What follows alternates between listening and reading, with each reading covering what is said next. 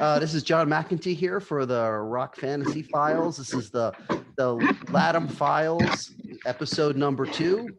And we had such a great time last time chatting about, old school New Jersey, New York, Pittsburgh scene. I figure we do this again. Okay, well, I don't think I have to introduce everybody, but I will. So we have Ross Dolan from Immolation here.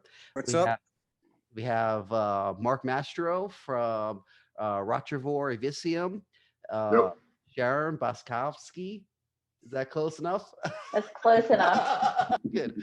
From Eviscium and Derketa, and Henry Vegian from Revenant. So, it's great to have you guys here again. And let's just talk about fucking metal. Yeah. Okay, well, let's see.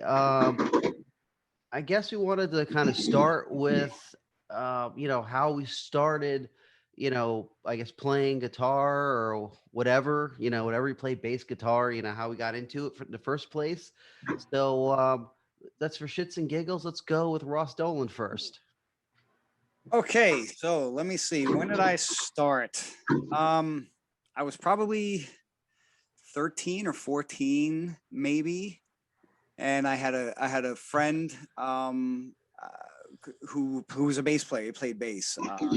So we were getting into Maiden and stuff like that back then, and I was like heavily into that stuff. And Maiden was kind of like, for me, the gateway band, because Steve Harris was the guy that kind of, I don't know, he kind of put bass on the map for me, just his playing. The Maiden mixes were always like very bass heavy. So it was a great band, like if you're a bass player, and he always had a ton of great little licks and fills. And I just love the Maiden stuff. So, back around that time, my friend, his name was Francis.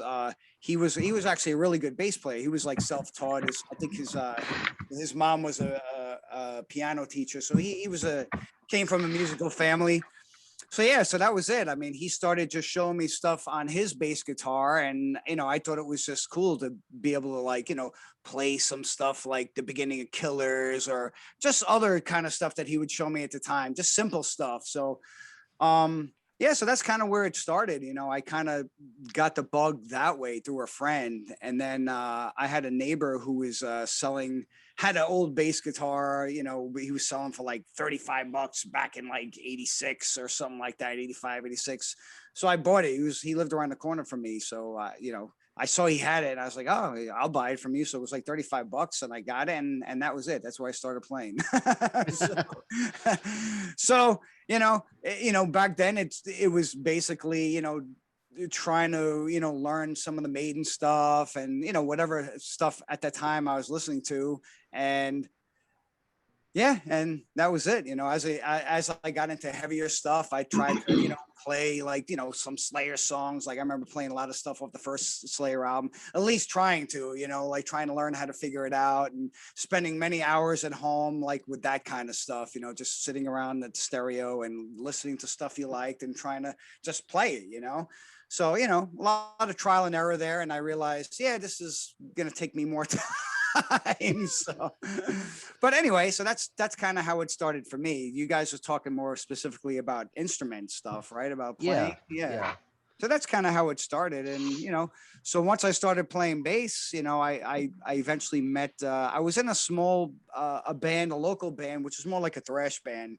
And I wasn't really that good at the time. I was like kind of struggling to keep up with these guys. These guys were, much more advanced players than I was.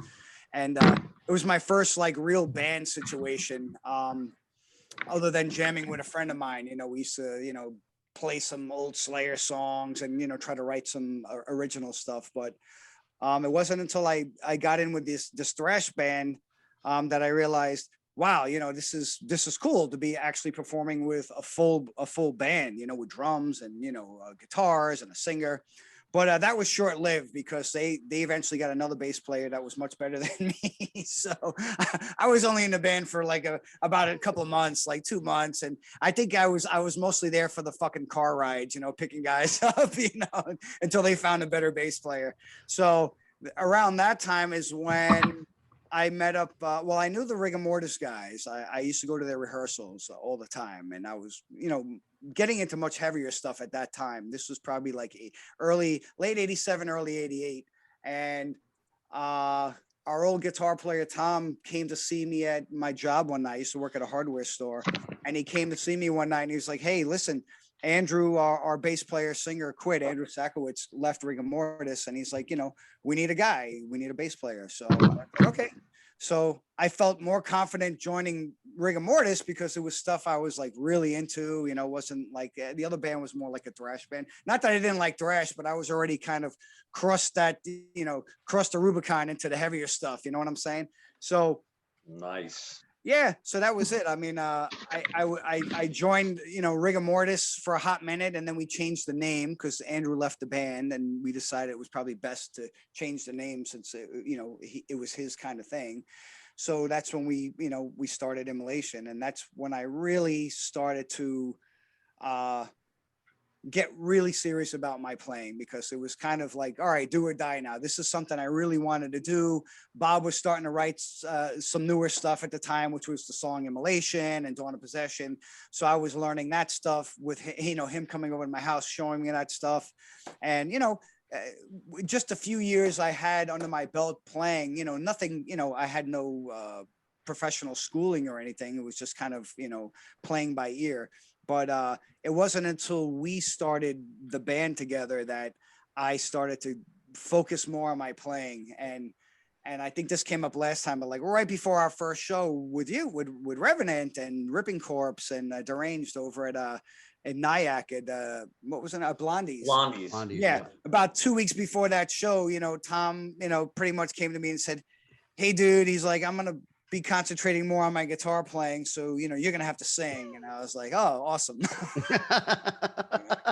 A surprise. Yeah. So it's like, now I can barely play bass and now I got to sing on top of that. So yeah, so it was, pretty stressful. You're going to have to sing. And I was like, oh. Up. No, I can't do the comments. I went to look at the comments and it plays us, so we can't interact. You can't. That's what that was.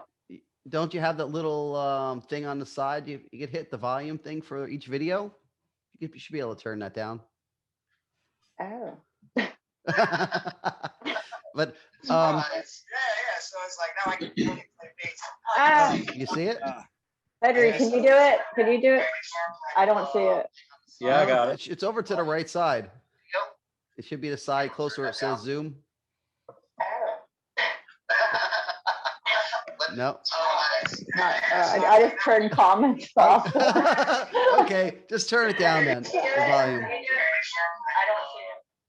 Oh, I don't know how to put comments back on. Oh, there we go. Comments are back on. Okay. I see. Oh, no, I do. Okay, I'm not the better of the. It's all good. So unfortunately, I had to relive that conversation all over again. Yeah. Just out of curiosity, which was like the first guy in like the Rigor Mortis Immolation group did you meet? You joining? I knew Andrew first. Okay. I knew Sack. Sack was on the other side of town, and he would sometimes kind of venture into our neck of the woods. We had like a few different metal like groups, and our group of guys. Andrew kind of hooked up with new like Will, myself, and a couple other people. So he would come hang out with us. So I forgot how I met him initially, but I knew him before I met the other guys in Rigor Mortis. And so he'd come around a lot, and I knew he was into the heavier stuff. I remember he did the fanzine, the Chapel fanzine. That's right. And he came up to where we hung out one night, and he had the Decomposed demo, and he's like, and I was hanging out with Will from Mortician. We were hanging out that night, and Andrew came up, and he's like, hey guys, you want to check out, my band, Rigor Mortis? He's like, I want to play you, a demo we did. So we heard the Decomposed demo. We're like, holy shit, this is fucking awesome. Yeah. So that's when they were kind of on my map. And then from there, What year was that? Probably 87, I think. It had to have been. I think that demo was 87 around that time. Yeah, So it was sounds when they, about right. and I think they recorded those songs separately. I don't think they did the whole demo at once. They did songs individually. And I think at the time I heard Relentless Torment was the first song that I heard off of that. And then, and then I was a huge fan, and I started going to the rehearsal. Will, actually, no, I don't know if Will came, but I went with a couple of friends of ours, and we'd go down to see them rehearse. And then I got to meet the guys. I met Tom and Bob, and Tom's brother Dave was the drummer at the time. Yeah, and then that was it. I mean, it was always like we talked about in our last interview. It was always cool when you met people who were into the heavier music. You were fast friends immediately. Because it was instant. There's something in common. Yeah, because it was very rare Different. that you found anybody who even knew of the type of stuff we were getting into. So when you did, those people obviously became friends with you because we were all kind of like-minded and we were all seeking out the same type of music. So we all became friends, and that's how I met the Rigor Mortis guys through Andrew. And then ironically, when Andrew left, I was the guy they asked to fill in, probably because they knew I was into the heavier stuff, and there weren't that many of us back then. So that was that's the the quick version. No, that's awesome. That's definitely interesting. What about you, Sharon? Oh, well, my brother had, I don't know, someone gave my brother an acoustic guitar. So it was always laying around the house, but the strings were always like old and, no one was playing around with it. So, but I wanted to play, but because I wasn't playing around with that old acoustic, my parents were like, you're not even playing that. I'm not going to buy electric guitar or anything like that. So it was like years and years. That was like the battle. And then I think it was about 15 is when my mom finally, bought me an electric guitar. It was a brand called Electra. It was just like a Strat shape. And I started taking lessons, and I only took like I want to say 2 or 3 lessons. But like the guy was a little bit, I don't want to say he was like creepy, but he made a pass at me, and it was like, No. I was like 15, so I was like what, Yeah. Yeah. So I was afraid to go back, and I was afraid to get lessons with anyone, because I just figured that's what, I blame the MTV culture, like that whole music industry of how they portrayed females at the time, like I didn't have that problem or experiences with the underground, because I found like the underground guys was like great. Everyone was like treated me like as an equal, just friend, we're all just, whatever, a bunch of misfits. But people outside of that were like kind of into like the the heavy metal thing, I think they were a little bit off with that. So I didn't go for any lessons, and so I started with the self-taught stuff. But I wanted to be James Hetfield. Like that was like my thing, is I wanted to I wanted to be him. Like just everything about Metallica at that time, like Ride the Lightning, just was so inspirational to me. And that's kind of like where it started I would say for me. But then as when you don't know how to play, you think you can play, like you think it's going to be easy. You think, give me a month and I'll be able to play this stuff. And then you realize, no, it ain't like that. Like you really have to play like the boring scales and go through all of this stuff that nobody wants to do, because you want to like, jump in running. So, once, I started buying I bought like a tablature book, and it was like a heavy metal tablature book. Like I had like Judas Priest, Breaking the Law, and like, whatever the basics were, the hits of the time. But I got bored playing with it, because I'd have to like, rewind the song to start over because I messed up. Then I'd be like, okay, where am I at? And trying to read the tablature and play along to the song. And it just was like so like infuriating to me that I was like, so then I just started writing my own. I started stumbling over things. And I'm like, oh, that sounds cool. And, that sounds cool. And so I just started writing my own stuff. And, then it was just, I just felt too shy to, and I knew I wasn't good enough to like approach any people, local in the scene, like to say like, hey, you looking for a guitarist or anything like that. I just kind of was like, I don't know, like, it was just continued to write things. And then I was at a party and Terry was at this party with Dawn, who, is missing today, but we got to talking and I had said like, oh, I've been writing some songs, I like to form a band. She's like, me too. And that's how Derketa came about.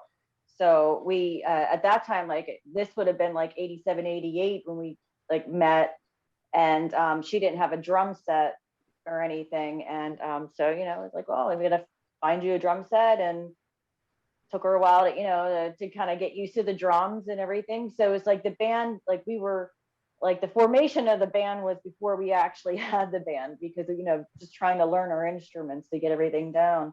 And then, then in 89, I think we finally started, I don't know if I want to say gelling as a band, but we started just writing together and having fun. Was that demo 89 or 88? It was 89.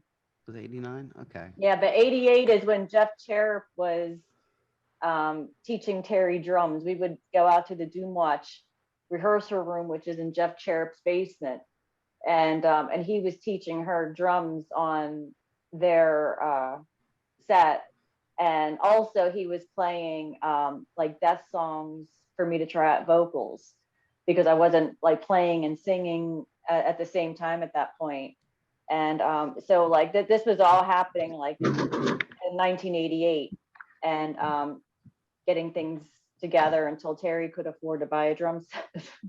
And that's what we used to say. Our you'll see a lot of things we'll say like our like we formed in March of 89 or whatever, but that was when Terry bought the drum set. It was March of 89. So we're like, okay, now we're finally a band because we have the drum set. But yeah, but it was actually 88 when we started doing everything. But that's it. Yeah, that's cool. That's cool. I was just thinking it could be pretty much of a funnel for a 15-year-old you to have to go to work with a guitar teacher somewhere, because I know just some of the guitar lessons I've gotten, I went over to like people's houses or, just like places with just me and that one person. So I could, it'd be kind of freaky. It was at Music Street Music, which was a small store locally here. And the lessons were behind, it was like this storage room behind like the that's usually yeah. So it was weird. My mom like was always out like, waiting for me. And it was just weird, No, but I could totally see that. Yeah, like he wasn't, he showed me some scales, but he was, I don't know if it wasn't that he didn't take me seriously, or if he just didn't know how to dumb it down, because he was a really good guitarist. But I went in there with my Ride to Lightning tape, my cassette, and I said, I want to play like this. So that way, because he wasn't like really like a metal guy, like he had like a mullet, wore like a long leather trench coat, you know what I mean? So we weren't in the same like, I think he was a Randy Rhoads enthusiast, which I love Randy, but we just, I was already like getting into like the, walking to the dark side,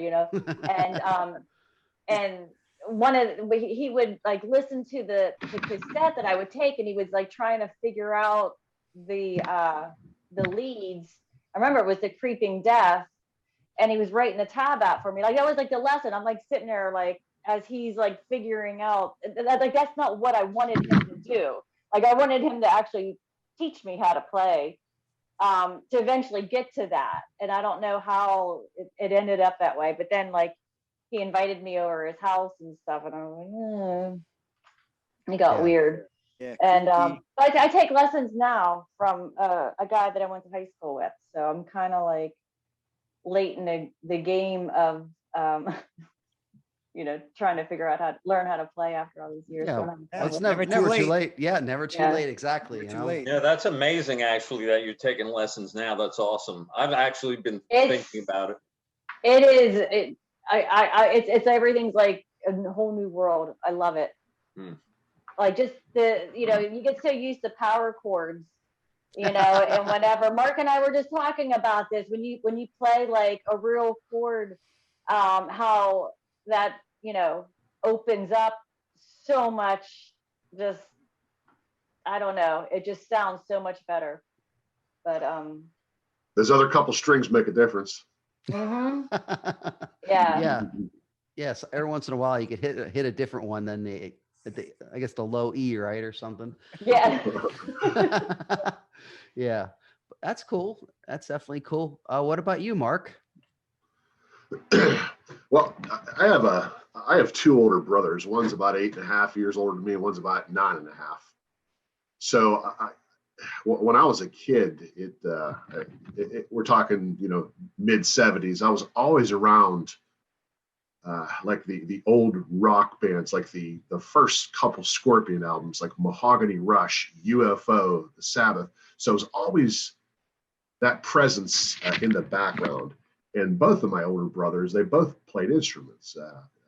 My brother played keyboard and a little bit of guitar, and my middle brother, he played guitar as well. So in between him playing the guitar, I would go over there and like, I'm only like, fucking 8 or 10 or 12 years old at the time, whatever, probably 10 years old.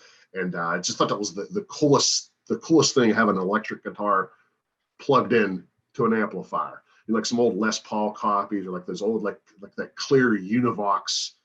I was like that Dan Armstrong, like that clear urethane body. I was like, wow, this was the coolest fucking thing ever, right? So I guess fast forward up into high school, there was a couple of guys that I knew that were really good on guitar, and they took the theory and the lessons. And these guys are playing like Flight of the Bumblebee, back in like 1982, 83. It's like, wow, look at these fucking freak shows, right? And now I'm just starting to like learn how to do those, like how to play the Eric Clapton the cocaine, and the smoke on the water. It's like, okay, wow, now I got getting my chops cut, and I guess like the big turning point was seeing Black Sabbath Mob Rules, like, what was it, 81, 82? I remember seeing that at the Civic Arena. That was like the game changer of all game changers. Like, boom, that's, how big was the Civic Arena, Sharon? That's what, 15, 17,000 people or whatever. Just, that was absolutely epic, for, I'm a junior in high school or whatever the hell it was at the time. That was like really opened up the wanting to learn how to play guitar, was like that, probably that individual show. And then after that, it was, we've seen Maiden and Judas Priest and the Scorpions and whoever those opening bands were at the time, Crocus. It's just like, wow, look at these fucking guys, like Triumph. And it's like, yeah, it was a Thunder 7 tour. That was fucking great, and just like all those big shows that happened at the Civic Arena. I was too young. My parents wouldn't let me go until I remember seeing Accept and like literally Quiet Riot, like that first, I remember seeing Twisted Sister and Queensryche, like that first fucking tour. I was like, wow, awesome, man. Yeah, that was amazing. It's just like, that was, just incredible, like time to like, it's like now, like you're getting, now the little volcano starting to bubble up with, and you're feeding off of, everybody has an inspiration. And so it just kind of took from there, and I can remember going, down into Pittsburgh and, finally discovering, Ides Records, and then going to like Century 3 Mall, and there was like National Record Mart and like Camelot Records. It's like, wow, walking up to like this big wall of fucking cassette tapes, and like looking at the album cover, going, oh, look at that fucking demon coming out of this, and look at this fucking fire and bullshit, boom. And, so I had like a pretty good arsenal of cassette tapes at the time, and some of them didn't make it, the whole way home. I literally chucked them out the fucking window. It was all trial and error. It was all trial and error on on that. And it just, I'm sure everybody, in the room, like this story is very similar. It just keeps evolving, and you get into a little bit heavier stuff, and it just keeps evolving, and you meet people, like-minded people, and it kind of goes from there. I'm sure everybody's story is the same, and then I can't even tell where the real heavy stuff, like, really, it's hard to put a pinpoint on it. After hearing, I can remember hearing like the first Metal Church album. It's like, wow, listen to this, man. That sounds so great fucking- That was epic. That was such a great I album. remember Yeah. wearing that cassette out. That was just like so good, and like His I remember- screams were like the eeriest screams. Yeah. Like I they remember weren't it was like just- like Beyond the Jeff Black. Tate. Yeah, like Jeff Tate Gods like of had Wrath. like a voice, but then Metal Church was like eerie screams. Yeah. It was more pissed off. that album, that first Metal Church album, like, still holds water to this day. Oh, To this absolutely. day, like, it's absolutely fucking epic. I remember there was a couple guys that were like it's 2 years older than me or so at the time. Like when I moved down into the area where I moved in, and I can remember. I don't even know where they bought him. I don't know if it was down at Ides or whatever, but I remember him coming home with like Kill 'Em All and like the Y&T and like everything. He looked at first Motley Crue album. I was like, wow, listen to this. How fucking good that is, man. It was like, what, Yeah. 1981 or 80? Or Yeah, we were just kids. Like, I don't think we were people kids. realize that. We were like 10 years old. 11, 12. Yeah. Yeah. Yeah. And I mean, it's just like, and so, I remember at the time, like, I don't even know what my first guitar was. Oh, I think it was an Oscar Schmidt. It was a nylon string acoustic guitar. That was probably the first one I could probably call my own. Then after that, I think I went through just a regiment of guitars, like like Area Pro 2, like an RS Stray Cat, and like a JB Player. That was like a flying V in the back, and like the front end of an Explorer. I was like, oh wow, these are radical shapes. And and I remember at the time I had a little, probably a 35 or a 40 watt Fender, and I think at the time like the gnarliest distortion pedal was like that area Metal Master or something like that. It's like, wow, look how nasty that sounds.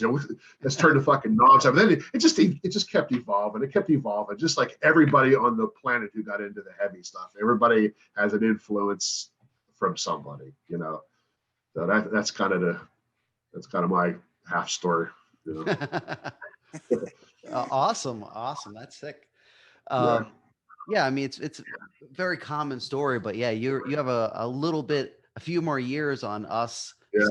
You got to see Yeah. stuff that I could only dream of seeing, which- Yeah, those were great, like big, giant, epic shows. And man, it's like I know somewhere in the transition of moving, I have a big stack of the concert stub tickets. It's like, oh, I would kill just to have those, just to put them in like a big 3-ring binder, just to look at them and kind of reminisce on them. And I could just remember every one of those big shows. So they were all like at the Civic Arena and the Syria Mosque and the Stanley Theater and the Fulton Theater. Like literally, like, I think it started like that first big one for me was Black Sabbath Mob Rules tour. I was like, wow, this is just insane, man. Fucking I look sick. at my I know. But it was so big. There's so many of the concerts that I got subs to that I don't remember. Like, I don't remember the concerts at all, but I got evidence. I was there, or all the picture. Like, See, I took a was there. picture. Yeah, but all of a photo, because I used to take my camera. Like, sometimes they wouldn't allow you cameras, but I don't remember the concerts. Like, it's like at all. Like Dio, I saw him a couple times, and it's like. Yeah. Well, I know. I remember when I did see him later years, like in Ohio, I went to see him. But I'm talking early years. I saw Dio, and I don't remember that concert at all. Yeah. I can remember when Ozzy played the Civic Arena, seeing both of those tours with Randy Rhoads, and well, I can remember. Yeah, I remember seeing both of those. I can remember. It's like yes, like I got the cutout from the paper. Yeah. You can remember, like, you ask the older folks, where was you when John Kennedy got shot, or where was you when this happened? I can remember where the fuck I was when Randy Rhoads got killed. I was up at Ringgold High School, and we were making hoagies because I was in the wrestling team at the time. We were making fucking hoagies, and it come on, and somebody had a radio or something in the cafeteria. We were making hoagies for wrestling, you know. I was like, holy shit, you know. But Yeah. Yeah, it's you saw some good shit, man. Just those couple of years that you were older than us made a big difference, you know. Yeah. It's like, Yeah. you know, it would have been probably wouldn't have had as much of an impact if it was kind of in a small club. But man, you're at these big giant 12, 15, 18,000 people, and just like you didn't just hear it, you felt it. You know? Oh yeah. Oh, you felt it. Yeah, I remember. and they were concerts. Like they weren't a show. They were concerts. Yeah. Giant, epic, Big event. epic concerts. You know, like that typical concert was like Crocus, Iron Maiden, Judas Priest. Like that was, you know, what was that, 82, 83, you know, Number of the Beast tour, Peace of Mind tour. Like those were like that whole, like that early to mid 80s, like that was good years, you know, for heavy metal.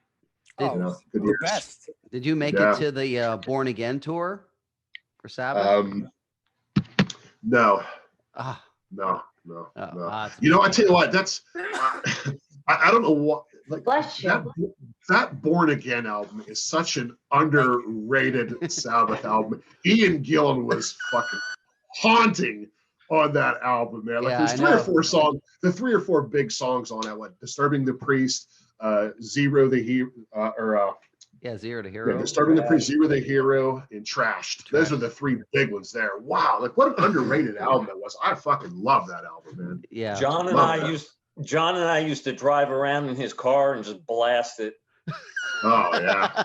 We would just drive around New Jersey and was just you know.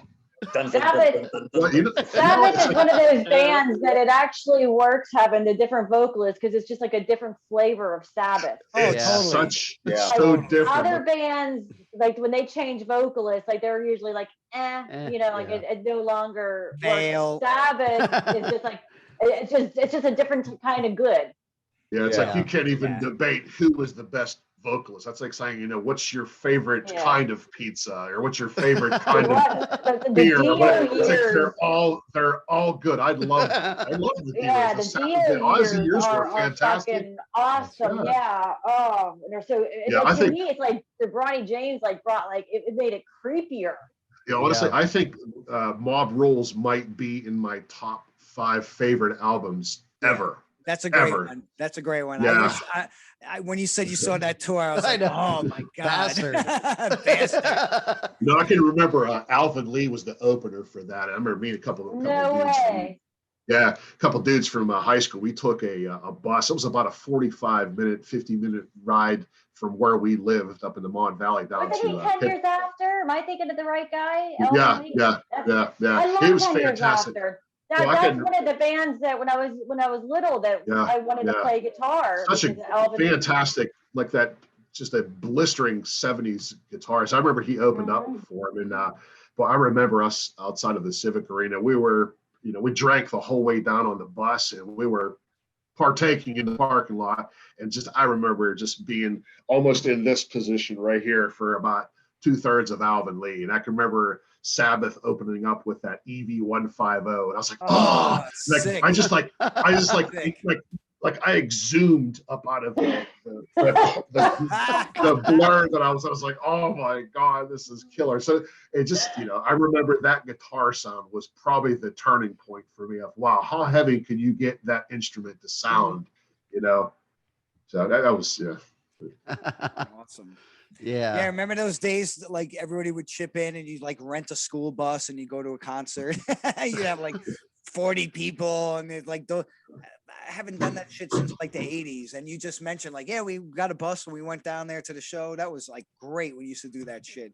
Have a whole tailgating thing once you got there and just hang out and drink. And, you know. But you didn't like rent a bus, did you, Mark? You're talking about just the Pat bus, right? Oh, no. It was basically, I lived in Monongahela, and Route 88 goes from the south to the north, and there was an 88 transit that went right through my town. We just jump on that and take it all the way into downtown Pittsburgh. We get off like at the Steel Building. We go, we walk up 2 blocks up to the Civic Arena. We were fucking there, you know, and just, you know, we're at the time, we're like, you know, teenagers, 16 years old, 15, whatever. We're walking around downtown Pittsburgh, and it was a culture shock for us. But we're just a bunch of dudes just hanging out and just, drinking and partaking and, going nuts. Partaking. Define partake. I'm gonna cut it right there, man. I'm gonna go right there. That's awesome. Okay, well, what about you, Henry? How'd you get starting to play guitar and whatnot? Hey, Sharon, what was the brand of guitar that you mentioned earlier? Electra. Electra, yeah. So I started with one of those too. No way. Yeah. Yeah, I had to work. My parents wouldn't buy it for me, but my mother would bring home work, and I would do. It was like she worked at it was called Parents Magazine. It was like a huge warehouse where they processed subscriptions, and they would literally get these like trailer trucks filled with envelopes, and they would run them through machines. Well, she would fill the car with trays of envelopes that had, she'd give me a letter opener and a tray of like 3,000 envelopes, and I would just sit there watching TV. And it was like one of those kung fu movies, like where they make like the new guy at the monastery like sweep for 2 years. Watch Sean wipe off or something. And I was like, man, I really want a guitar. I just want the guitar. And I got it. I got a small amp and a guitar. And in my hometown, how many letters did it take? Oh man, forever, I built a guitar with all that wood. I had to throw a temper tantrum to get one. Yeah, I had to earn it. My parents were old school. They were like, really like, you got to do it. My dad still bitches about if only we didn't do this, like I would have turned out, Not that he doesn't like me. I'm not saying that. I'm just saying that like, the metal. The metal riff-raff. Yeah, like he still complains like I never knew you went there. I never knew you went there, and it's stuff that my mom we would always like. No one told Dad. We found out years later. But go ahead. Yeah, I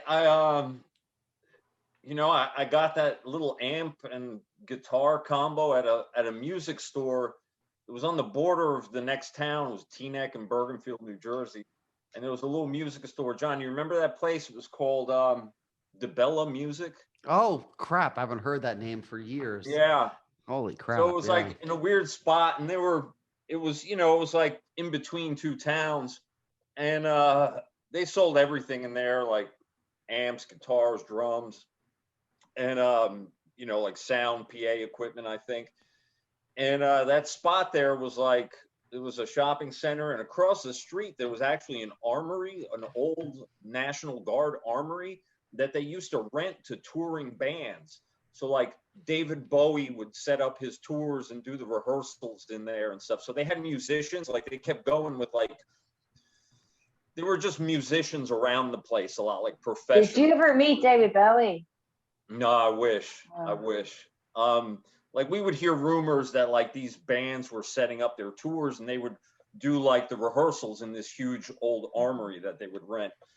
Anyway, so I got that guitar, and I had a buddy who was taking lessons from a guy who had been, he was actually a really accomplished guitarist, blues rock kind of guy. It was funny because he looked like the guy from Creedence Clearwater Revival, the main guy, what's his name? John Fogerty. Fogerty, yeah. He was like, he looked just like John Fogerty, and I loved Creedence, and I was like, oh, this is great.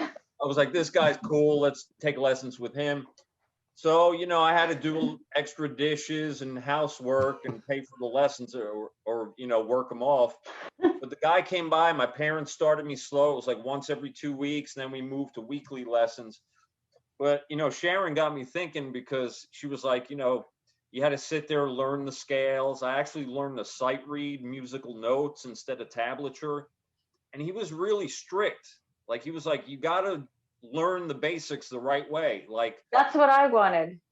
and he wouldn't, like, for example, he made me learn how to tune the guitar by ear instead of plugging it into a tuner. That bastard. Yeah, and he was really strict, and Could he be would make done me, so like, easily.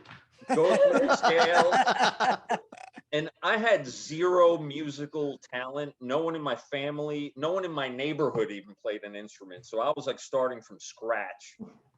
And I worked my way up. I just developed this habit of just like sitting in my room every day after school and just play and go through. It was like homework, but with a guitar.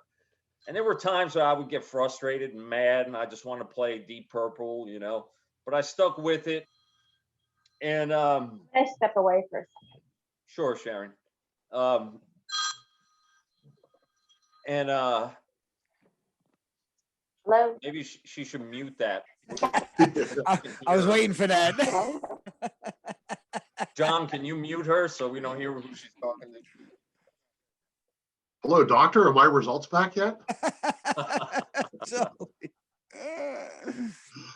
So yeah, man, I just started playing, and I think around that time, the bass player from Revenant, John Pratcher, you know, we were friends in high school. And Ross, I was just thinking about you because, you know, I had 3 friends who were into like brutal underground music, and we listened to Metallica and Slayer, and then Carnivore and Whiplash, and like, you know, by the time we were sophomores, like that second wave of stuff started coming out, like Nuclear Assault and all that. Oh yeah.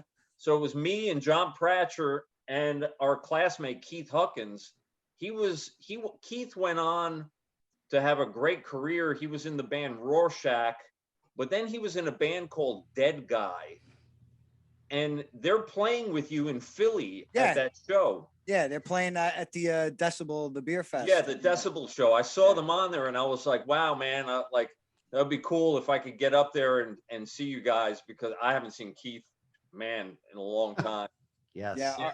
Our friend Kevin from Canada is actually coming down for that show because he wants to see Dead Guy too.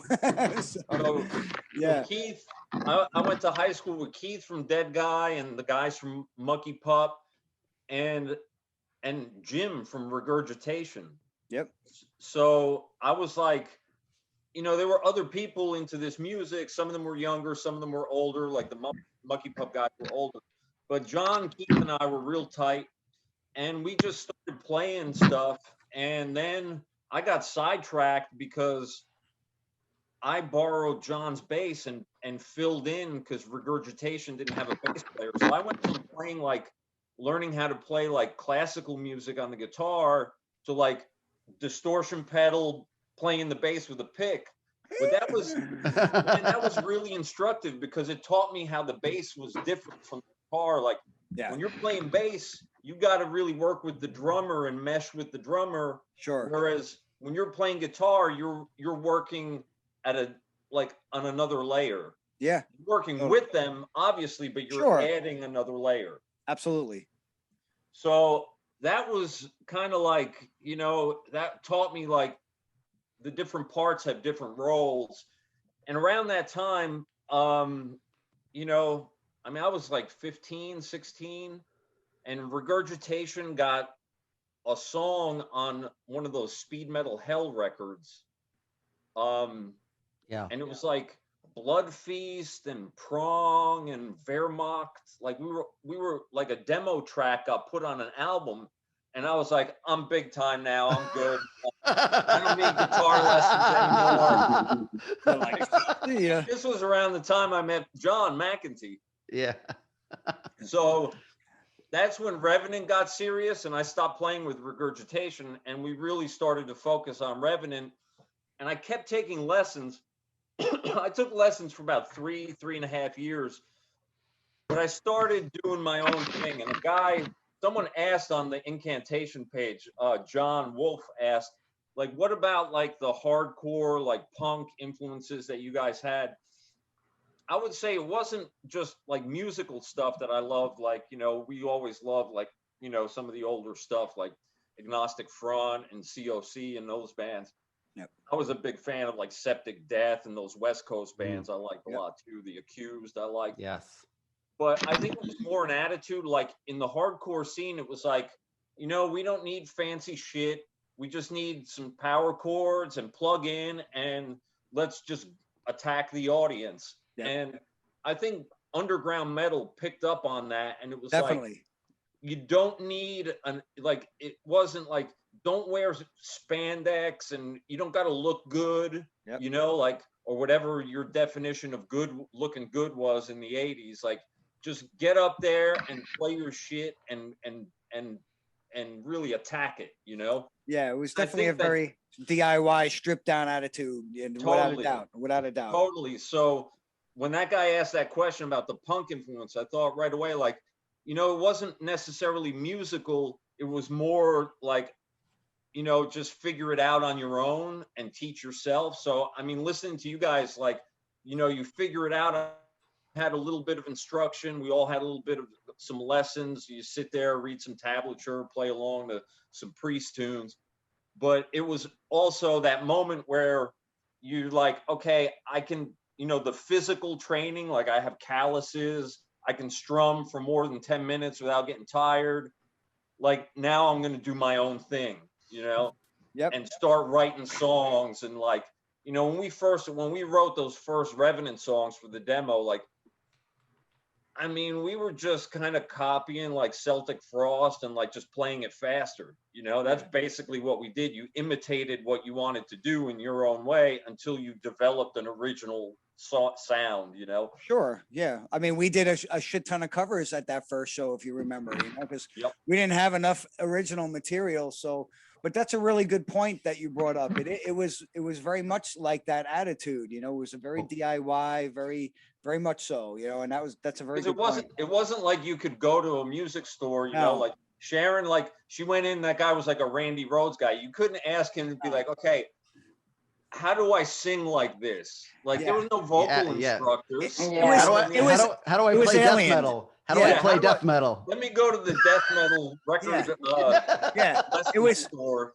How do you play that? But like that, like it's in hell. Like how do you play like Randy Rose if like if he was? You'd have to go in there with like a Lucio Fulci movie and be like, okay, I want to make music that sounds like this movie looks. Well, they're like, what the hell are you guys talking about? It's true though. There was they looked at you like you're from Mars. Yeah. No, it was totally alien to them. It was like we were speaking a completely different language, you know, and nobody really got it. And that's why, you know, the people you found who were, you know, like-minded, you know, you became fast friends with. Oh, you coveted those friends early on.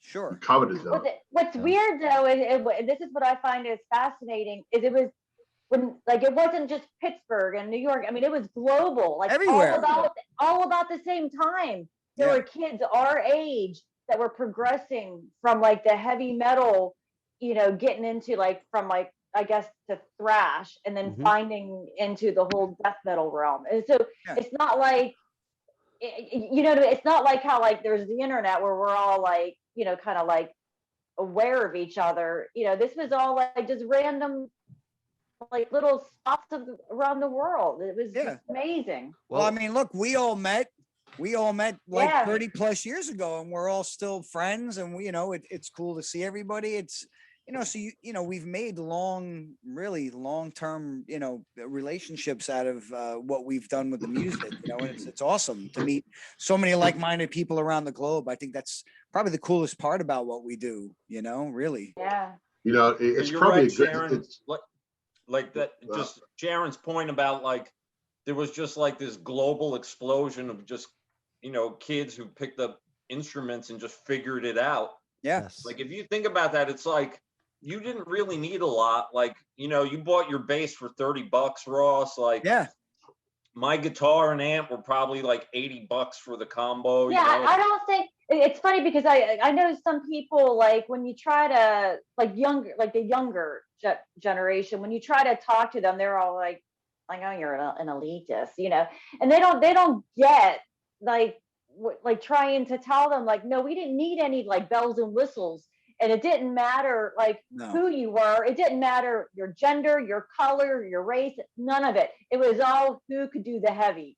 Yeah, You know, pretty much. Yeah. like like the Swedish guys, like like that sound when they came over to the that sound hit us. It was like, what the fuck? It didn't matter, who they were. Yeah. But it was all about getting that heavy sound, like Carnage. Like, holy fucking shit! Like that was like, what is this? Well, look, the cool thing back then was that there was no rule book, and there's people from all over the world trying to experiment into this more extreme style of music, but nobody has anybody anywhere that's like telling them what to do.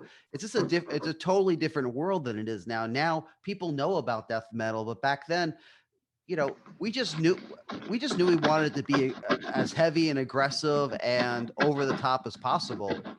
It wasn't Hey, like, John, I want Yep. to ask you a question about your instruments, but somebody just asked, I Yeah. guess because I mentioned the hardcore thing. This Michael Pellegrini just asked on the page if SOD influenced any of us. Who? I know who Mike SOD, the is. Stormtroopers of Death. I wouldn't call them an influence, but I listened to them. Mike's a local guy. Well, Loved SOD when they came out. That Yeah. shit was fucking awesome, man. Yeah, but Incredible. I don't think they would have been an influence for me. Like, well, I liked it a lot. I mean, if I want to be I'm honest about it. When I was at mortician practice, I remember playing March to SODs on guitar, and Will thought it was really good. And some of that stuff became mortician songs almost in a way, like a stripped down version of some of those old SOD. Like I remember I was going dun, dun, dun, dun, dun, I was playing with Matt Harshner, just the riff or whatever, and Will's like, oh, that sounds cool.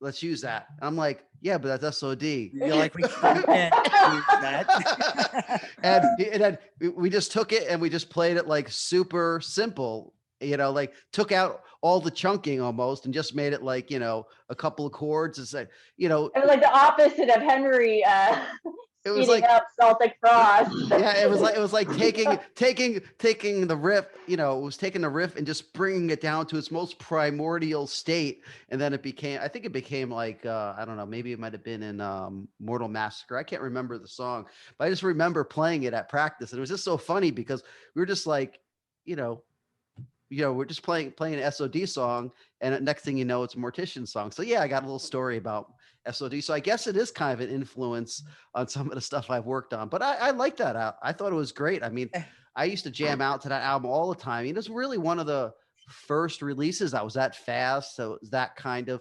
mixing, kind of thrash and hardcore kind of mixed together. I mean, it definitely influenced. I think it influenced a lot of bands. I mean, I can't remember exactly if DRI was out at that time, but I mean, it was kind of like stuff like DRI and SOD were kind of like the first bands that really pushed the limits. And for me, that stuff really was an influence. It's early on. I mean, a lot of the Revenant stuff we did was definitely influenced by bands like that. A lot of Cryptic Slaughter too. Fairmock was a big influence. A bunch of those kind of crossover bands. Well, that's how Pittsburgh had a bunch of crossover bands. Yeah, but like I'm wearing one now, Castle Blood. Yeah, I mean, but back then when we were doing that stuff, we were just wanted to play extreme music. It wasn't even like we really knew 100% what it was. We just wanted to kind of make it as intense and as over the top as possible. Hey, John, we got a shit ton of questions coming in. Let's get to them later. Can I just say something real quick? Because I'm busting. Okay. That was the vet called. My dog is cancer free. Oh, awesome! Hey, that's great news. Yeah. It was the news. cancer was completely removed, and she's still going to see an oncologist just to have them. Just to make sure things are cool, but yeah. That's Zuzu. Zuzu. So anyway, we can return back to metal. And I also have to say we got a fellow old schooler on here. James Murphy is here. Talk about good guitar players. Oh my God, he's a sick guitar player. Yeah, he's an awesome guitarist. Yeah, what's up, James? How you doing? Cheers, James. John, I'm gonna just you've been asking the questions. I'll ask you. Okay. When did you start playing? Because I remember you taking lessons briefly when you were in Revenant, but you had played before that, and you actually, some people don't know this, but you played in a band with Dave Django, who later replaced you in Revenant. So you guys were in a band separately earlier. Yes. Yeah. Together. Yeah. It was kind of, yeah. Revenant and my former band Hexus were kind of incestuous. I can't say it, but yeah, we're basically, it was, like the guys that I was jamming with in Hexus, I took with me to Revenant, but it wasn't Jave Django because we already had another guitar player, which was Hank. I joined with, Hank, and then we needed a drummer, and I brought Joe Fagenti, who was the drummer. I remember Joe. Yeah. Yeah, Joe was cool, and you had a Yeah. different guy on bass back then. I at that time might have been was it Jason Stewart? Was it or Maybe, was yeah? I or think was it John Pratcher? Was it the He had skinhead? he had like really long hair at the time, and he Jason was Stewart, like skinny kid, blonde. nice guy though. Really Yeah, cool really guy. cool Him and guy. Joe were really cool. Yeah. Yeah, yeah, yeah. It was that's a whole story in itself. But I'll start with just my guitar stuff in general. Is just that when I was like probably 7 or 8 or something, I remember really super being into Kiss in the 70s. Oh God. And I ended up getting I was begging my mom for a guitar, and I got a guitar, but I just was so bummed out because it was acoustic, and I was like, I didn't know nothing about guitar. I got what are the parents of these damn acoustics? So I was like trying to make it sound like the guitars in Kiss, and I just couldn't do it. And I ended up just getting like, kind of frustrated with it, and I put it down for years. And it wasn't until, I don't know, maybe 13 or 14 maybe, when I had a paper route and I just saved my money up, and that's when I bought my Ibanez like Roadstar 2 and a little crappy little PV amp, and I think a Rat distortion box. And finally, I mean, I didn't know how to play still because I had the acoustic, but I did nothing with it because I wasn't interested. But I just remember being able to play and hear like the distortion, and I was as happy as fuck, like I didn't know what I was doing, but just to go, just try to like hit notes and just whatever. How's that Yeah, go? yeah, like that. Yeah.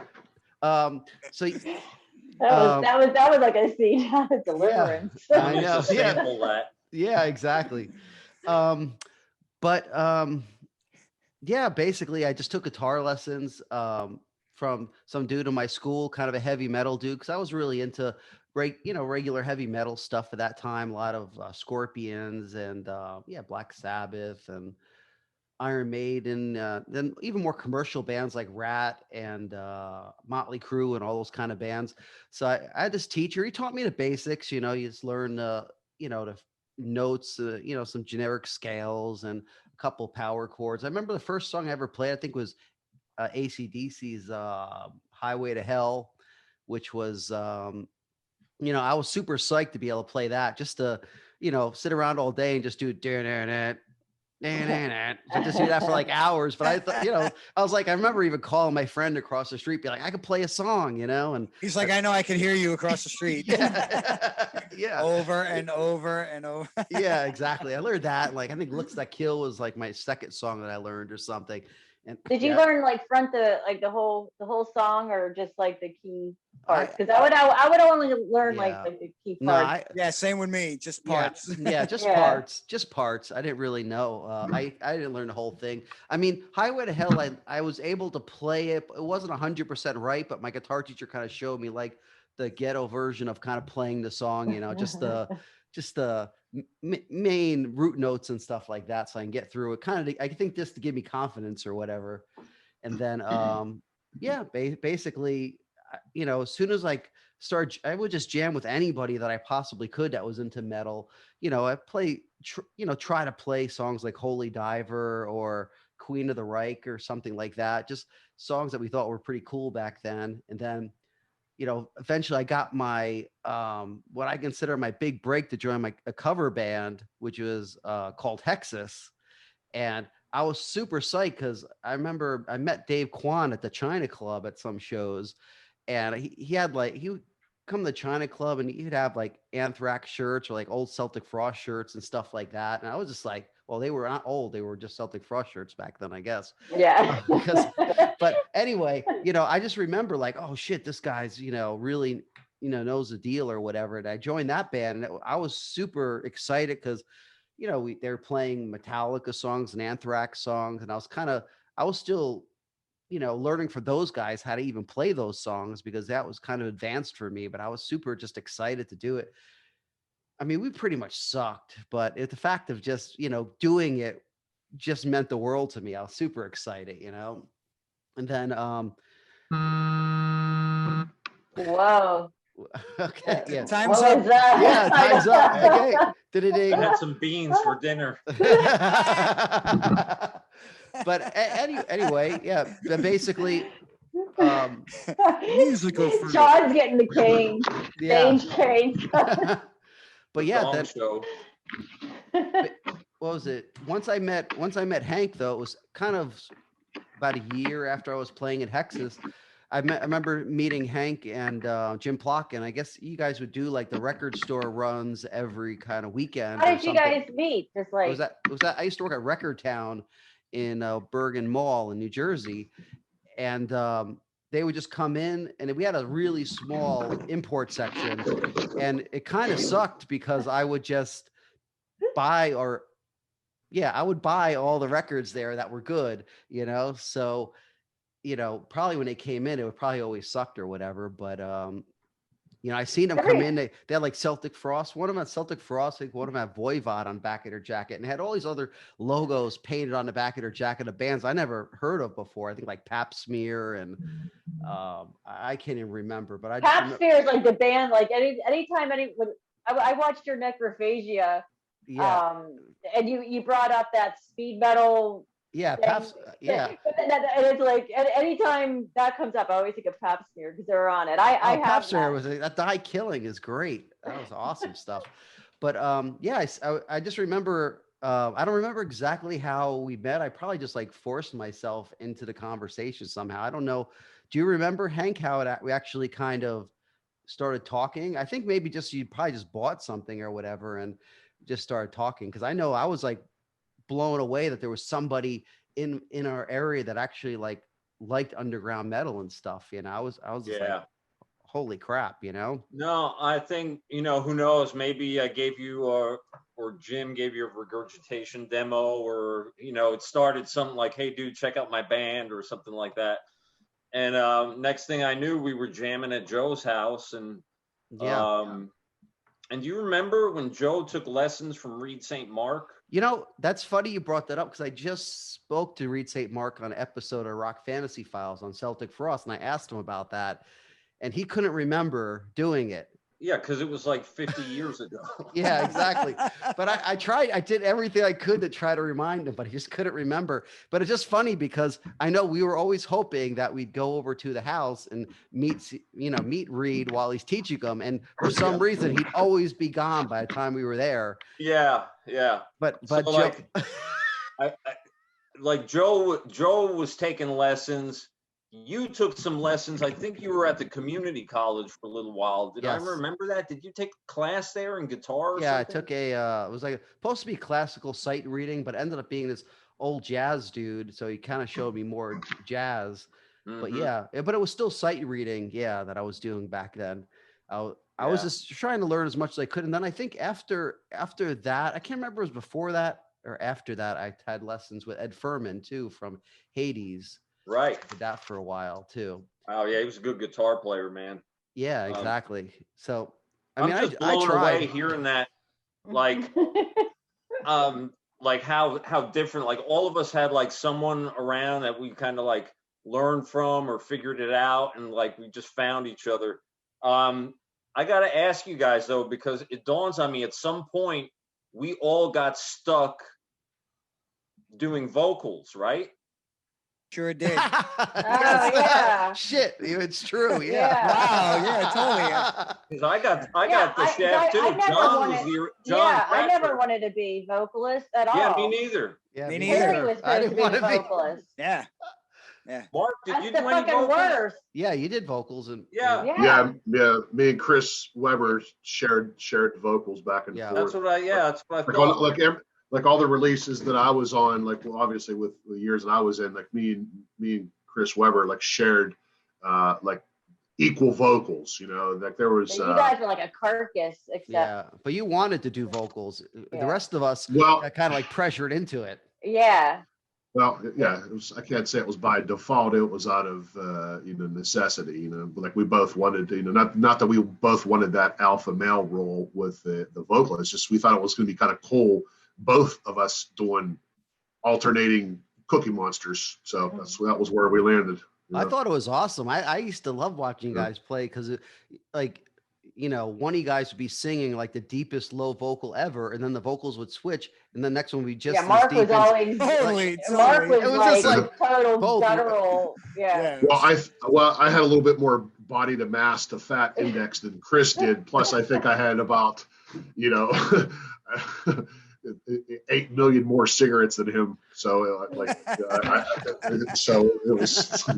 You had the Santa advantage. It was just a cool, cool contrast because there really wasn't a huge contrast between your vocals. But it was still cool if you switch off, because if you listen to the recording, you wouldn't even know it switched off. But you watch it live and you see it. It's kind of cool. Yeah, I remember that. Yep.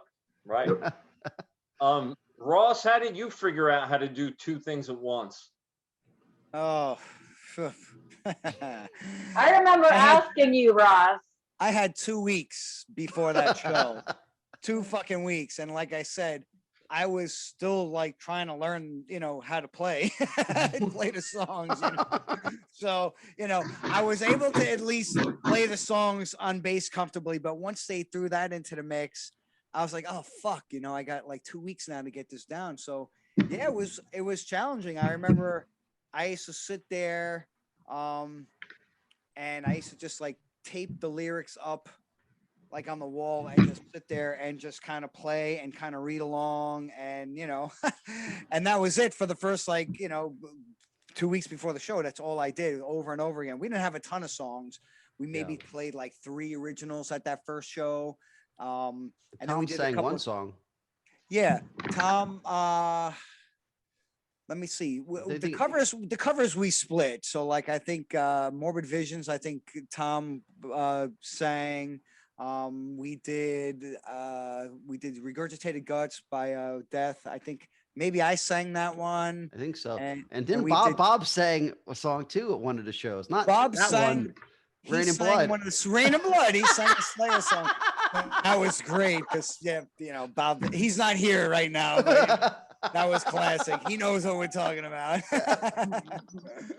But so we all kind of shared like with the covers, like Chapel Ghouls. I think I sang that one. So anyway, but yeah, it was nerve-wracking, man. That was probably the most nervous I think I have ever been on stage, was that first show, and it wasn't a ton of people, if you remember. It was like pretty much just the bands, maybe a couple of random people, and that was it. So, but it was my first time performing live, and being the front man, which I did not want. It's awful. It's god awful.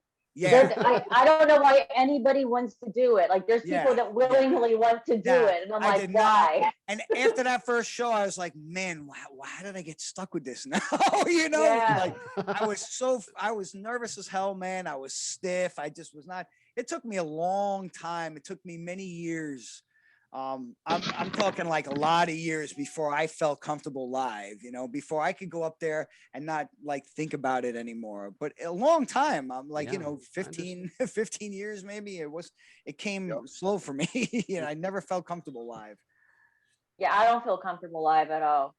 Yeah. I just do it because it's like, we have to do it. Like, because the rest of the band wants to do it. And it kind of goes with the whole legacy type of thing, but it's like it's a forced thing for me, and I enjoy playing live. I just like it just took me a while to get comfortable with it. You know what I'm saying? It's after the first couple minutes, like once I hear like everything's like going well, you know, and then I'm okay with it. But you know, those like minutes getting up until like you gotta, you know, perform. Oh, it's brutal. Yeah. I hate it. Hey, a quick shout out to our John and I's former bandmate Dave Django. Hey, what's up, Dave? Dave. Hey, what's up, man? What's up? You know, Sharon, you saying that reminds me, and I haven't done it in so long. Playing metal, like the metal we played, where it was like, you know, if you made a mistake, you might not hear it, but you still were pissed that you fucked up. It throws you off. Yeah. So- when you're the vocalist plus Yeah. playing it, like things throw you off. So it's like it's like you're and John, you know, you came to it later, right? I remember thinking, Yes. oh, John's singing an incantation. Is he playing too? Like, holy shit! Because like I thought like it would be even harder to learn it later on in life, because like when you're younger, your brain's a little more flexible, but like as you get older, it's like learning languages is harder. And I was like, man, John's singing an incantation. I'm like, that's a steep hill to climb, you know. You're telling me. Like, But it made sense, and that was like that's a move you probably should have made a long time ago. You know, I mean, because it works. It's great now. You know? Yeah, but I never had the interest in it because I wanted to just be a guitar player, write music and play guitar. It wasn't. I just didn't have the. I'm just not that kind of person that is like feels comfortable on stage to be like, yeah, rock and roll guys, you know. So you're preaching to the choir. Yeah. I'm that guy too. So that's why I never but thought about it. You guys fake it very well, because you guys, when you go up there, like you do it very well. I feel comfortable now, but it took a long time. I mean, of course. It took me about a year of just practicing the vocal tones in my basement, you know, to the CDs to even get comfortable enough to play live to it. And because and the only way I was able to play do vocals and play the music, besides a lot of practice, is I had to know the lyrics by heart. I couldn't, if I had to read the lyrics and play, I'm getting all confused. Yeah, I can't. I have to. that's crazy. Robin would always say, like, you know, because I would get all nervous, but like I can't remember this line, like, you know, like, you know, and she would like, well, just say anything, and I'm like, I can't. You know what I mean? It'll mess up the rest of it. Like, it'll mess up the whole. Like, I have to like have it down. Like everything is like an automatic thing, and if one thing goes off, you know, if I forget a lyric line, like I'm kind of like where am I at? You know. Doing that later in life, though, was kind of, I think it was pretty difficult because I'm playing the songs. I always hum the rhythm in my brain while I'm playing back then. So all of a sudden now it's like I have to do the vocals and I can't really hum the rhythm. I hum the rhythm and then the vocals start to turn into the rhythm. They were just clashing. It took a long time to get it down. It was a pain in the ass. I struggle with that, like trying not to get the vocals to be the same as the guitar rhythm. Yeah. You know what I'm talking about? Like that's a hard one. There's certain songs that I still work on it. easier or not.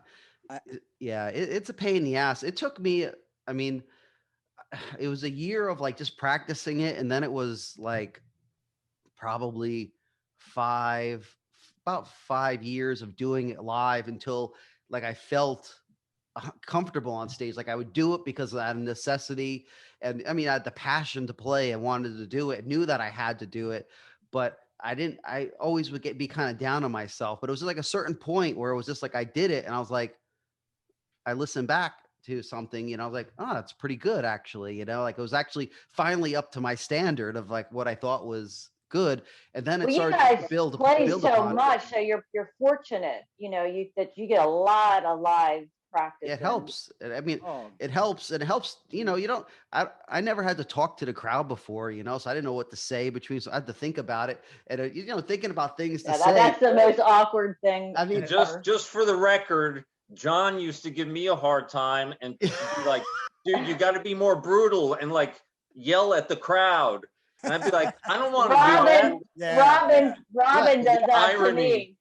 Yeah, it's true. Robin, I have that's not my You personality. can't force something that's not I- true, you know? It's Yeah. weird. Like, I'm a professor. I have a live show where you're like, let me see you guys going fucking nuts. I'm like, yeah. I'm like, Come nuts. Yeah, on. guys. Go nuts, guys. Go. It's silly. So whenever I was playing bass in Eviscium where I wasn't doing vocals, oh my God, that was just like the biggest weight off my shoulders. It was just, you just show up and you could just concentrate, you know, it's having a good time. And, you know, that there's so much stress to doing vocals. There- Hey, I got a question for for Ross and actually everybody. The songs that everybody did vocals on, did you write most of the lyrics to those songs, or was other members writing the lyrics? Because that really helps if you write most of the lyrics, and then you can kind of just like, you know, you can make this hand go this way and then this hand go the other way while you're juggling a ball and chewing gum and picking your nose. So it's like everything kind of worked cohesively, like it was a layered. Luckily, all of that earlier stuff, I wrote pretty much all the lyrics for those songs that I was learning. So like Immolation, I wrote the lyrics to that. So I was familiar with the lyrics at least.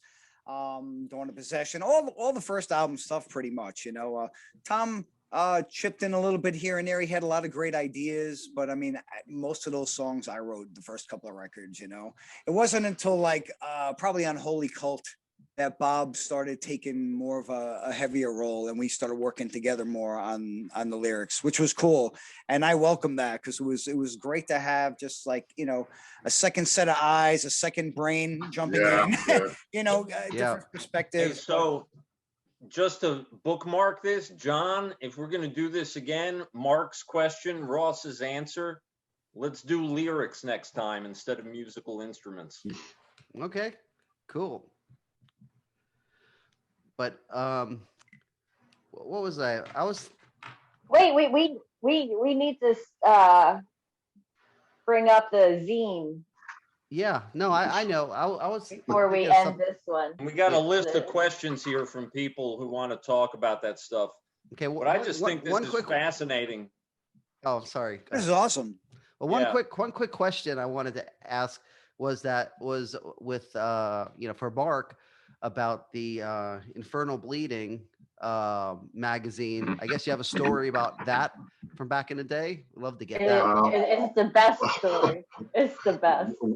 Sharon must have given you a poke on that one. But, well, I mean, I don't even know where to start on it, but outside of I can remember probably the first, you know, fanzine that I saved probably came out of Eyes, because I'm not even sure if like the big chain stores like National Record Mart and Camelot had those. If they did, it was very obscure. It was the black and white, it was the Xeroxed copies, but I remember getting a hold of a couple of copies of those. I was like, wow, look at this. And now I can kind of read about these bands I've never heard of. I think it would be kind of interesting to start one of these, right? So I just one day I'm like, okay, I'm gonna go ahead and see if I can. I had absolutely zero writing skills. Like you know, my penmanship was horrible. I'm just going to kind of wing this. So at one point, well, that's where me and you guys kind of met on a couple. You know, just we met Ross and you guys down in, where was that at? Was that the Green Tree or something? That was at the fire hall. Yeah, that was at your. You interviewed us. Remember? Yeah, I remember. The Econo Lodge. I interviewed. Yeah, I remember interviewing you guys, and it was like. Then like slowly but surely, like the word, I guess, kind of got out that I was doing one, and you know, some bands were sending me their demo tapes, and I wrote to a couple of record labels, and they started sending me stuff. I was like, oh wow, look at this! Every day was like a little Christmas treat. I get something in the mail. I'm going to listen to it. I'm going to do a review of it, and just kind of go from there, you know.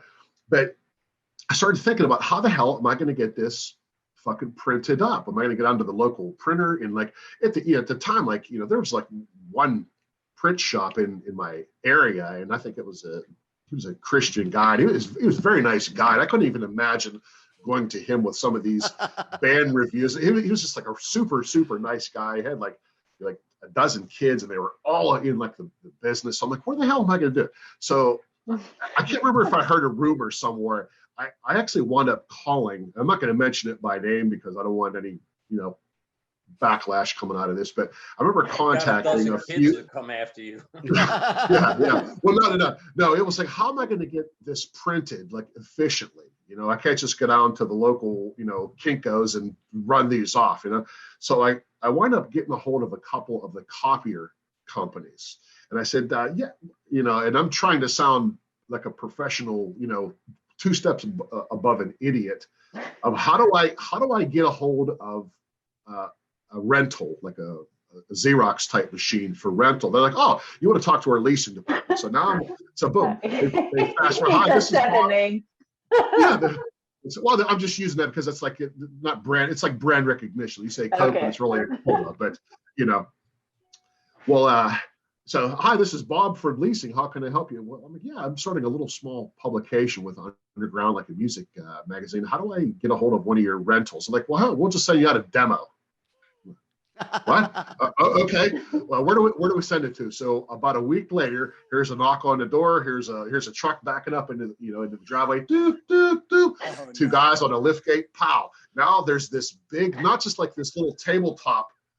We're going to call it a Xerox machine because that's what it was. That was like the big name at the time. It was a copier machine, and these 2 guys like, where you want it at? I'm like, well, it's going to go up on the 2nd floor. So now I have this professional. A commercial office grade copier machine that's like the size of like a dryer, and he's like, well, here, we understand you're getting a free demo here. Here's 5 jugs of toner cartridge. Here's 6 reams of paper. I'm like, oh my god! And now the guy's teaching me how to lay out. He's like, okay, if you want your first page and your last page to be on the same one, you gotta. So he's teaching me like the layout of it. I'm like, okay, I'm drinking this all. So anyways, I did that. The first machine I had ran literally the whole first issue of Infernal Bleeding, right? And then I think at one point I was running copies and the machine just went and it stopped. I'm like, okay. There was a little display on it. This is a demo over, free demo over. So I wind up calling up, copier company 1. They came and got it. So I called copier number 2. I actually got a second one in my fucking house. Working the system. I didn't even really ask for it. I'm talking to Earl in leasing, and he's like, well, here, I'll just send you out a demo machine. Try it out. Let us know if you want it full time. We'll set you up a payment plan. I'm like, you betcha, Earl. I got you, man. So boom, fast forward, I get a second big giant, like, you figure at the time, this was like 1988, something like that. These were probably $5,000 machines. They just drop it off with like 6 reams of paper, and like the toner cartridges weren't like those little things. They were like big, like milk jugs full of toner.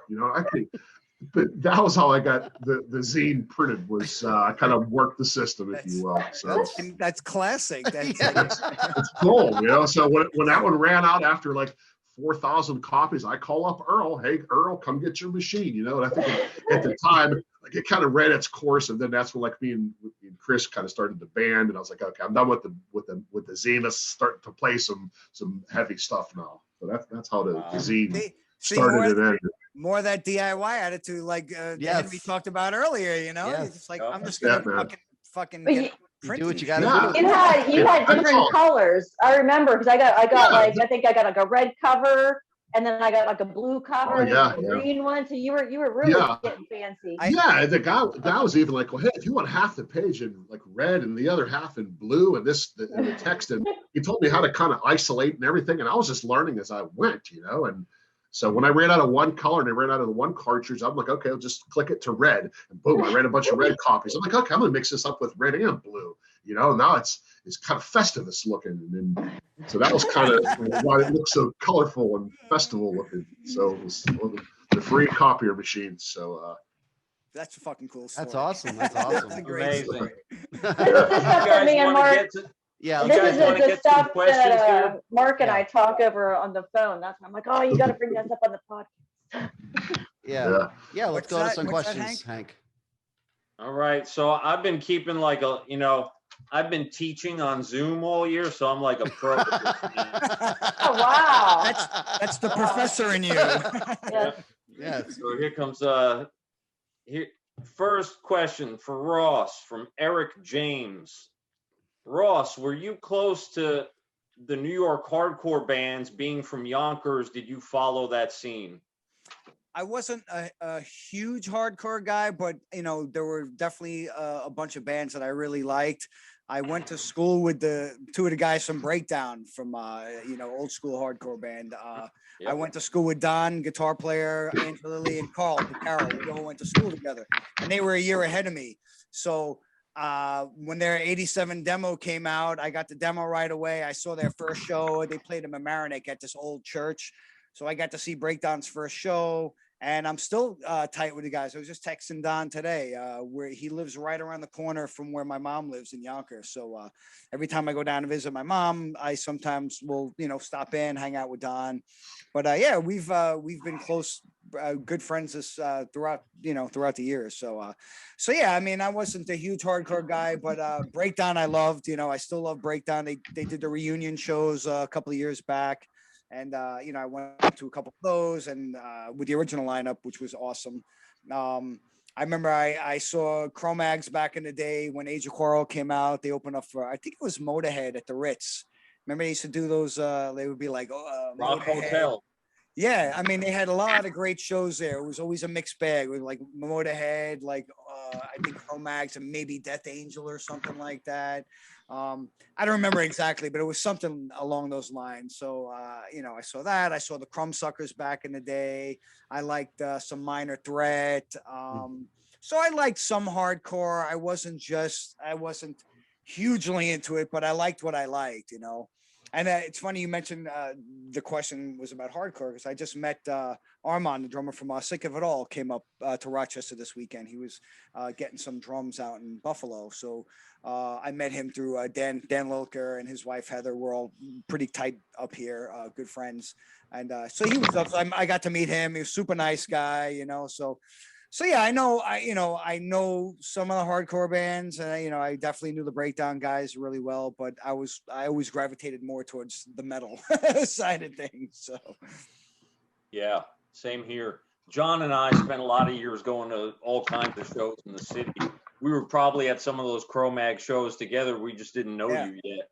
Yeah, probably. Yeah. I mean, and it was great. I mean, the problem was, which I don't think is a thing anymore, but back then, it didn't mix really well. Like the metal and hardcore didn't mix really well. So if you were metal and you showed up at a hardcore show, it maybe wouldn't be a good scene unless you knew a lot of the guys there. You had a lot of friends there who were into the hardcore scene. Like if I went to a show with like the Breakdown guys, it would probably be fine. If I kind of rolled in on my own, maybe not so much, So, but nowadays I don't see it like that. I think there's been a lot of crossing of the genres, you know what I'm saying? So there's a lot of metal influence in hardcore these days and vice versa. So it's not like it used to be. But anyway, so Yeah, it used to get pretty brutal, actually, some of those shows. Yeah, I remember being scared to death when I went to see the Exploited. I mean, it was the banana was packed, like wall to wall, like skinheads, and it was a whole other. That must have been a hell of a show.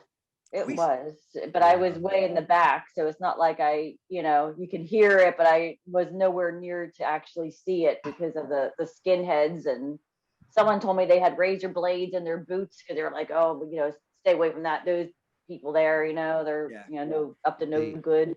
Yeah, so a lot of fucked up fights when the shows were mixed like that, Yeah, we used to go to shows out in Long Island at the Sundance. You guys, we all played the Sundance. Remember back in '88? Yeah, and with Morbid Angel, and that they would sometimes, you'd sometimes get some hardcore guys come out, and it would always be a bad scene out there. I don't know. They called like metal guys like the long hairs.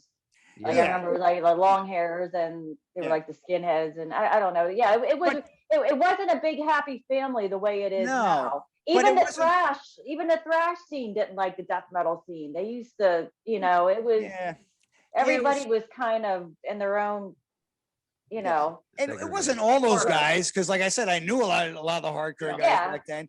It was just, I don't know, just like groups of dudes who just, you know, and I shouldn't even like, you know, put them in that, in the hardcore realm, because they were just dudes looking for trouble. Pretty much. Like Pittsburgh was completely. We had like the crossover or the hardcore bands that we had, like Eviction, Bird of Prey, Castle Blood, and we had Half-Life. We had a ton of like punk was the primary genre in Pittsburgh, and everyone got along fine. It was just like when these touring bands would come in.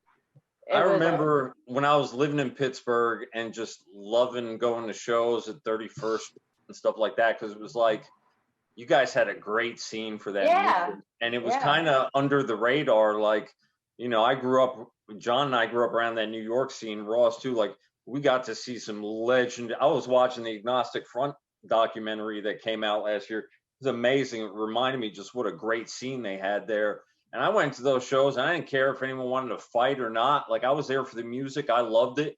If you don't want my support, I still like the music. I don't care. I was always all in with that stuff.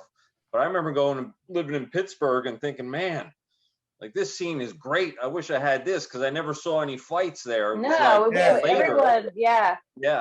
it was like Pittsburgh's very utopian when it comes to like the whole like music scene, and the people nailed it. Yeah, and it's hard to explain that to people, and everyone is kind of like, rah, rah, rah, and all these other scenes are all fighting with each other, whatever. I'm like, Pittsburgh, we didn't have anything like that. It was touring bands would come in, and then the dodgy skinheads would show up, and that was no good. Yeah. Utopia. You nailed it with that one, Sharon.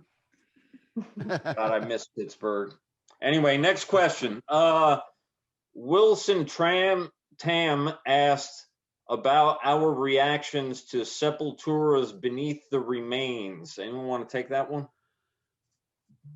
I was more of a fan of the earlier stuff, the EP and Morbid Visions, and even Schizophrenia, and when Beneath the Remains came out, I didn't dislike it, but it was a little different, more on the thrashier end.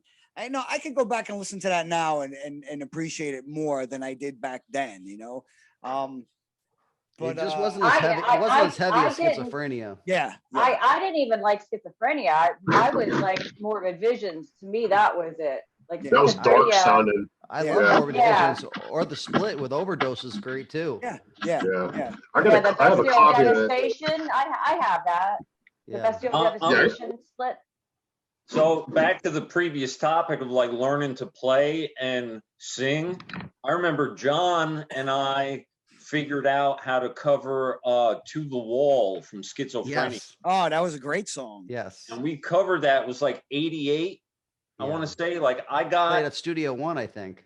I got there was a trader in Brazil who would send me like original pressings of those records and ask me to send him like American pressings. And I had that Schizophrenia, and I made a copy for John. I was like, dude, this album's great. And we started playing one of those songs, and that song helped me like learn how to play and sing at the same time, because like I wasn't like so worried about fucking it up, and I had memorized it already, so it was already kind of like tattooed in my brain. So I was just was like learning how to play anything, but now I had to do it in front of people, and that was always nerve-wracking. But I remember that song was kind of a turning point for me, like covering that song. I might be the minority opinion here, but I love all of that stuff from start through Chaos AD. I love all those records. They're amazing, even though maybe at the time I wasn't as crazy about them. Now I listen to those records and I love all of them. They're awesome. I gotta tell you, whenever Derketa was asked to do a split record for a local record store, the condition was one original, and then the B-side had to be a cover. And the 7-inch, you're limited on time. We had your 4 minutes or whatever for the speed of the record. And so then the whole band, you got 4 people trying to come up with a cover song, and it was just, you just start like, no, I don't want to do that. No, that won't work. Blah blah blah. We're going all, and so finally I was like, I got it. We're gonna do Sepulture, Troops of Doom, or Sepultura, and so we're like, yeah, that'll work. So I'm like, think about it, like that Morbid Visions album, like, wasn't recorded very well, like they were all off time and everything. So I'm like, we Didn't matter. can't do it. It was Yeah, still great. but for us to do a cover, it was like, we can't do it worse than what they did. You know what I mean? It's like, so this is to be perfect, because we can't, if we fuck it up, they kind of, weren't perfect themselves. So it's the perfect thing. So then all of a sudden we're like, okay, let's learn it. And then Robin, she's learning the schizophrenia version. Yes. I forgot they remade redid it. So it, the yep. next thing you know, me and Robin are butting heads, because she wants to do the schizophrenia. I'm like, you gotta be kidding me. We finally all agree on a song, and now we're like arguing over album versions. Which version? But we did Morbid. I was like my foot was down on that. I'm like, no, we're doing Morbid Visions. That's the original. I think just the only difference I think was that on Beneath the Remains it was a little more chunkier, right? But I think the structure was the same. I think there's something different. Was there something different in it? Yeah, like the middle part, or I don't know, because we went to play it. I'm like, what are you playing? And she's like, that's how it goes. I'm like, that ain't how it goes. I'm like, what are you doing? And then we finally figured it out. I'm like, why are you listening to that version? This is what you should be listening to. All right, let's do a couple more here. All right, this is like a general question, and since Derketa has a show book, Immolation has shows booked. John, are you booking shows for your band? I think I saw that. Yeah, we have a European tour coming up in November. So, Fernando asked, how are things going in the U.S.? Are you guys doing concerts? And there was also some COVID questions here. But yeah, talk about the concerts in your bands. Yeah. Well, I mean, a lot of concerts are happening now. I've seen a bunch of stuff happening starting basically June. So yeah, I think things are kind of moving ahead, which is, a great thing for sure. I mean, everyone's kind of excited to get back. It just, I didn't think it would happen so soon. I thought it seemed a little crazy. I'm a little bit, I don't know what to think of it. I mean, our show is until November, so I'm kind of waiting to see what happens to everybody else. Yeah. Where are you guys playing in November? Atlanta. Oh, Georgia. Are you playing in Georgia? Yeah. I think it should be all right. I mean, we're supposed to play Nuclear Assault's playing that show. Oh, sick. I know. That's fucking awesome. I know. As soon as I heard that, I'm like, oh, yeah. They were supposed to play a show up here, I think in last March or the end of March. It was right when shit shut down, and it was like a local show, it was like in the area, and like we were so psyched for that, and then that show didn't happen. I was like, oh, of course. Total fail. So I think they're actually trying to reschedule that one for up here, but I didn't realize they were playing Georgia. That's awesome. Cool. Yeah. So, but yeah, as far as with his question, as far as how it is here, I still wear my mask if I go out. I'm not, I'm still taking precautions because it's a virus. I mean, it's I don't know what to just kind of see what happens. It just seems like things are getting better here. I mean, I'm optimistic. I mean, August, they got the Psycho Vegas thing.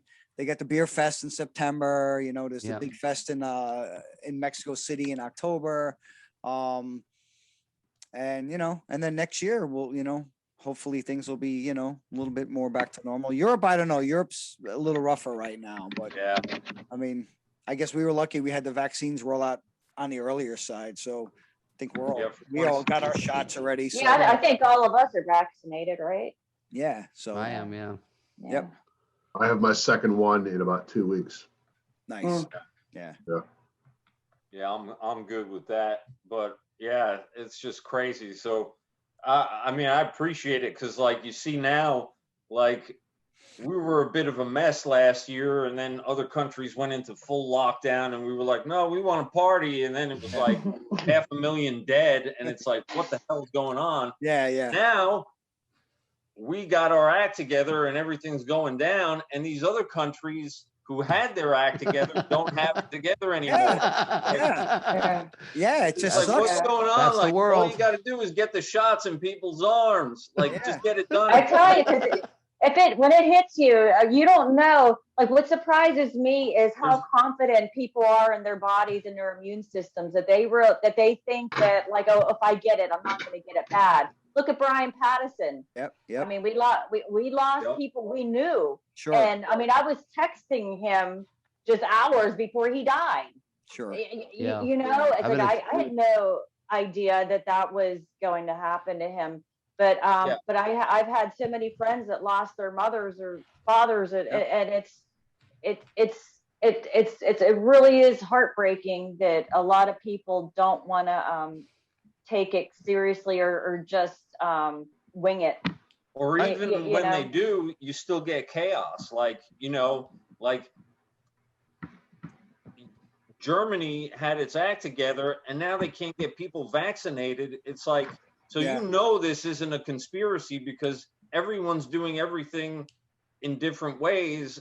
And man, you look around, you think, okay, we put the fire out here, and now the fire's burning hot over there. And it just, like, from place to place, like Ross said, like, Europe's not looking too good right now. No. We're having shows. Yeah. Like, you go to Brazil or India, and it's bad. And then like you get like another country, and it's like Australia, they got like 0 cases. So it's like, it's different from place to place. It's hard to predict. And I got to say, man, like, I really miss going to shows. And as a non-musician, I go to shows and I just get to appreciate stuff. And like, when I went to see Ross play a couple of years ago, I was like, man, this is so great because I get to just chill out. I don't have to go on stage next, You Like, have to worry about humping gear and you ready, dude? You're up next. Actually, there was 15 minutes below to get on stage. What's that? When they got done playing, I noticed that everyone mobbed their merch booth and there was no one there. And I went behind there and started selling the merch. And Bob walked up and he was like, "Hey man, how's it going?" And I was like, wow, yeah, it's great. And I handed him a bunch of money. I was like, it's all you. But it felt like 1990 again. I was like selling their merch for him. Hey, you came out, we put you to work right away. Old school. Oh, yeah. Ross, are you wearing the Rage Records shirt? Yes, I am. Nice. For Mr. Pupo. Nice. Yeah. Nice. All right, let's do one last one here. Anyway, I guess it's for John and Ross. Chad asked if there was going to be an Immolation Incantation tour. That would be nice.